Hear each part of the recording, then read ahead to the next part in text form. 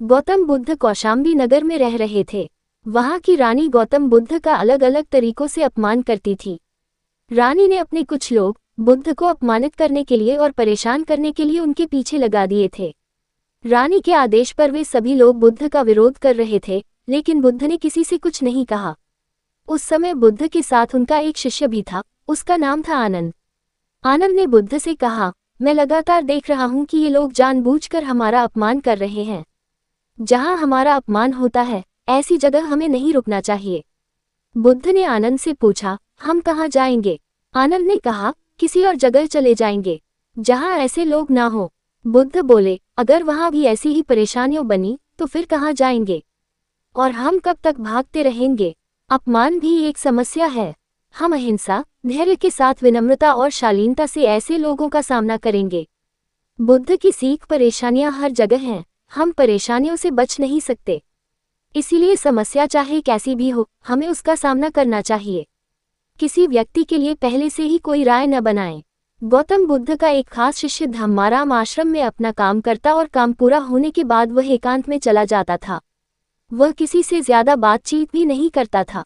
जब धम्माराम एकांत में ज्यादा रहने लगा तो अन्य शिष्यों को लगा कि इसे घमंड हो गया है। शिष्यों ने बुद्ध से धम्माराम की शिकायतें करनी शुरू कर दी। एक दिन बुद्ध ने धम्माराम से सभी शिष्यों के सामने पूछा, तुम ऐसा क्यों करते हो? धम्माराम बोला, आपने कहा है कि कुछ दिनों में आप ये संसार छोड़ देंगे, तो मैंने ये विचार किया है कि जब आप चले जाएंगे तो हमारे पास सीखने के लिए क्या रहेगा।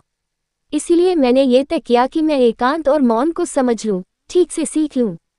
ये दो काम आपके जीते जी मैं करना चाहता हूँ। बुद्ध ने अन्य शिष्यों से कहा, तुम सभी ने देखा कुछ और समझा कुछ।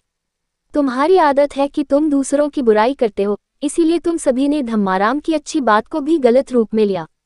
बुद्ध की सीख हमें किसी व्यक्ति को ठीक से जाने बिना उसके बारे में कोई राय नहीं बनानी चाहिए। अगर कोई अच्छी बात सीखना चाहते हैं तो घमंड छोड़ दें। एक दिन बुद्ध के शिष्य आनंद ने पूछा, आप प्रवचन देते समय ऊंचे स्थान पर बैठते हैं और सुनने वाले नीचे बैठते हैं, ऐसा क्यों? बुद्ध ने आनंद से कहा, एक बात बताओ, क्या तुमने कभी किसी झरने से पानी पिया है? आनंद बोला, हाँ, मैंने झरने से पानी पिया है। बुद्ध ने पूछा, तुमने पानी कैसे पिया? आनंद ने कहा, झरना ऊपर से बह रहा था, मैं झरने के नीचे खड़ा हो गया और पानी पी लिया। बुद्ध बोले, अगर झरने से पानी पीना है तो नीचे ही खड़े होना पड़ेगा।